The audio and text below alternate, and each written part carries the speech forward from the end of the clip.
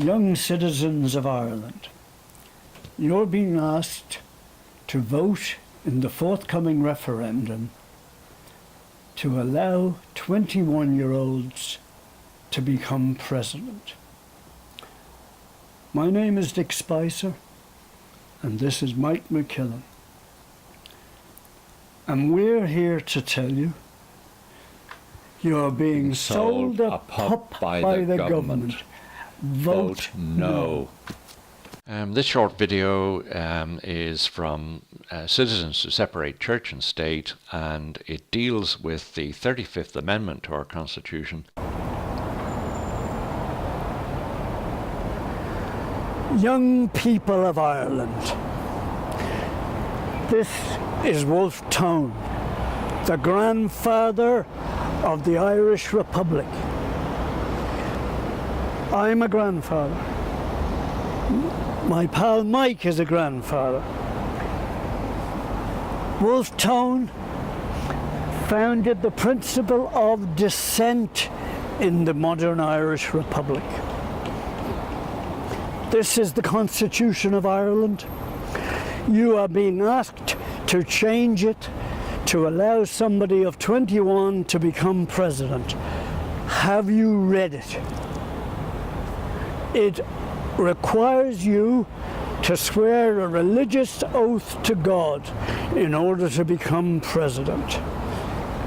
This is not what Wolfe Tone died for.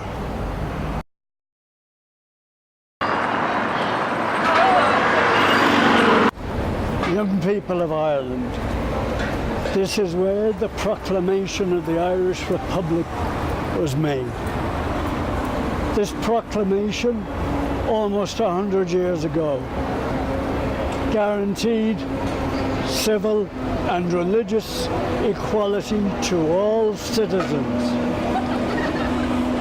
This referendum seeks to extend religious discrimination to a whole new cohort of citizens. Young people, stand by the Republic. Vote no. Now, here we are at the Department of Foreign Affairs and Trade, which is the building behind me. Many of you may not realize that this country makes a lot of human rights everywhere else in the world, but in fact it hasn't been great on ensuring human rights for all its citizens.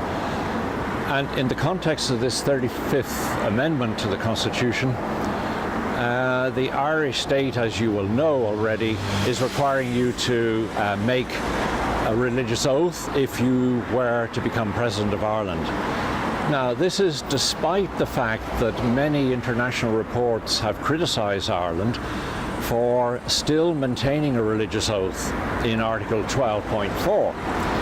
And the latest one is this UN report from the Human Rights Committee, and it's a report published last summer, and it calls on Ireland to take steps to get rid of the religious oath or provide a parallel affirmation.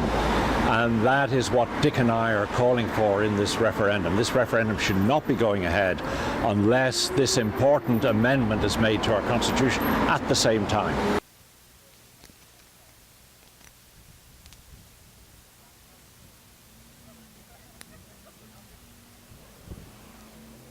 Okay, young people of Ireland, we're now standing outside Leinster House, which is the seat of the Oireachtas. And Citizens to Separate Church and State has written to the Cabinet, written to every TD, every senator, pleading with them not to proceed with the 35th Amendment referendum without fixing the problem with the religious oath that the President has to make on installation in the Great Hall at Dublin Castle. We rely on you young people of Ireland to vote no in this referendum to ensure that the government is forced to rethink and to deal with the religious oath issue first.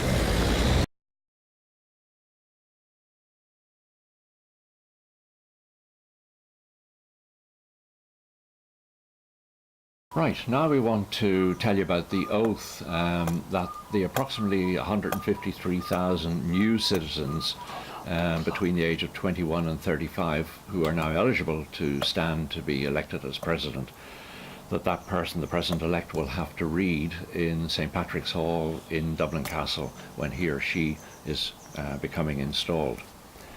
In the presence of Almighty God, I do solemnly and sincerely promise and declare that I will maintain the Constitution of Ireland and uphold its laws, and I will fulfil my duties faithfully and conscientiously in accordance with the Constitution and the law, and that I will dedicate my abilities to the service and welfare of the people of Ireland. May God direct and sustain me. Not only has the UN asked Ireland to remove this religious oath or establish an alternative affirmation, but going back to 1997, the Constitutional Review Group, composed of experts from various areas, recommended that the right to affirm be included, and then that view was endorsed by the legislature, and so here we are, 20 years later. The government is going ahead with a referendum relating to the presidency, and they are defying not only the recommendations of the UN, but the recommendations of our own experts and review bodies and the Oireachtas. It will not do